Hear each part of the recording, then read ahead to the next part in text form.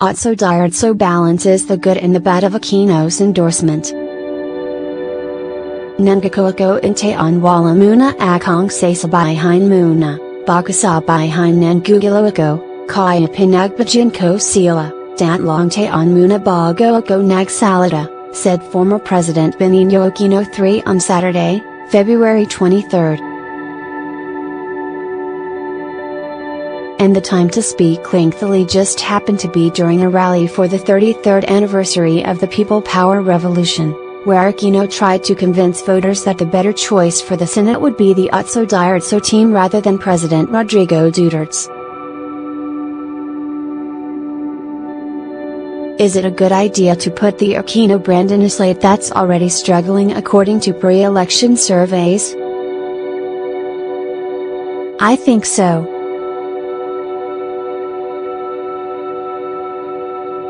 Palagay ko naman marami paring tao na natulungan, na appreciate yung ginagawa ng time niya. I think he helped a lot of people, and they appreciate what he did during his time, said the former president's cousin, re-electionist Senator Bam Aquino. But while Bam Aquino claims the former president still commands support, the Otso Diretso campaign still makes an effort to distance itself from major controversies under the previous administration, like the Mamasapano and Dengvaxia scandals. The candidates do not address these issues in their sorties. Well, iba rin kasi yung platform naman. Well, we have different platforms. And I think those are being addressed on his own, said Bam Aquino. Strong messaging versus Aquino. Duterte supporters have managed to cultivate strong messaging, especially online, against the Aquino administration. Everywhere you go on social media, you would see critics harping on Dengvaxia, Mamasapano, and even Super Typhoon Yolanda, Haiyan. If administration bets are often asked about Duterte's policies, the Otso Diretso slate is likely to face questions on the Aquino government, too. But Bam Aquino said, well, you have to ask him. During ABS-CBN's senatorial debate last February 17, Aquino's former Solicitor General Florin Hilb had the unfortunate task of confronting questions on these issues. Hilb was asked whether Aquino should be held liable for the Mamasapano bloodbath. Hilb gave a categorical no, saying that the former president cannot be held accountable for mistakes of his subordinates. Aquino received his first warrant of arrest post-presidency over the Mamasapano case, but the proceedings are on hold as the Supreme Court decides whether he should really just be charged with graft, or with 44 counts of reckless imprudence resulting in homicide which could put him in jail for the rest of his life. On social media, Hilb was blasted for his answer, forcing the Twitter-savvy lawyer into an extended online debate with his followers, some of them even supporters of the slate. Command responsibility is criminal liability, a different form of responsibility. We must recognize the tragedy, but must assign responsibility properly. Thanks, Hilb said, a response that still didn't satisfy some netizens, with one of them telling Hilb not to hide behind legalese. Human rights lawyer Otso Diretso, who has been performing well in debates, had a much safer answer to the same question when asked on Saturday.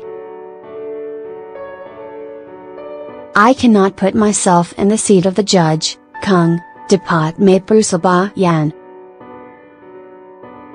Ang sa sabayhan koling dapat lahat ay may pananagutan, malaking tao pa yan umilit, said Diretso. I cannot put myself in the seat of the judge, if he should be punished, but all I can say is everyone should have accountability, whoever they are. Problems also piled up for the Liberal Party, LP, when the Dengvaxia scandal broke out during the Duterte administration, an issue that brought more legal battles for Aquino. But it appears Aquino is more comfortable addressing the Dengvaxia issue above all else, facing it head-on during the rally, complete with statistics as he claimed that only 17 people became at risk of acquiring severe dengue symptoms because of the vaccine. Perhaps it's an easier issue to address because there is a counterattack on the Duterte administration. The hyped Dengvaxia scare caused vaccination rates to plummet and led to a deadly measles outbreak.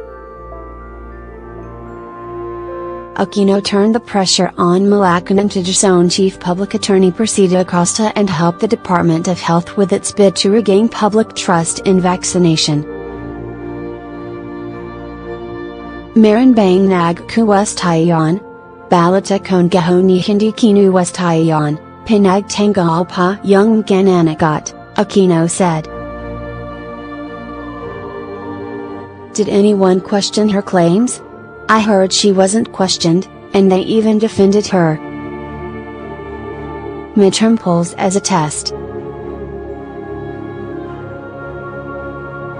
Aquino said the validation of his performance as president came when 9 of the LP bets won Senate seats during the 2013 midterm elections. Sabi ko noon miliwanagita, nagagusta ang nakakrami ang ginagawa kaya lalo tayong tumapang, lalo tayong mazigasag, lalo tayong sigurado na yung ginagawa ang gusto ang tayong bayan, he said. I told myself then that it was clear, a majority liked what I was doing, so I became even more courageous, I became even more eager, I became even more sure that the people approved of my actions. A 2015 study by political consultancy firm Publicis Asia shows that one of the 7 factors that can influence a vote is the endorsement of the sitting president. The 2019 midterm elections will really test the Duterte magic. Will his endorsement lead to more votes for the administration slate, or will it tilt power to the opposition? In the same way, it will also test the strength of Aquino's support. Simple lang itong darating na eleksyon. The upcoming elections are simple, Aquino told an admiring crowd at sunset at the People Power Monument, as he explained that the best way to reject Duterte's policies is to choose the opposing side. In the coming weeks, not only will the Otso Diretso candidates have to work double time to increase awareness of them among voters, they also have to balance the good and the bad of an Aquino endorsement.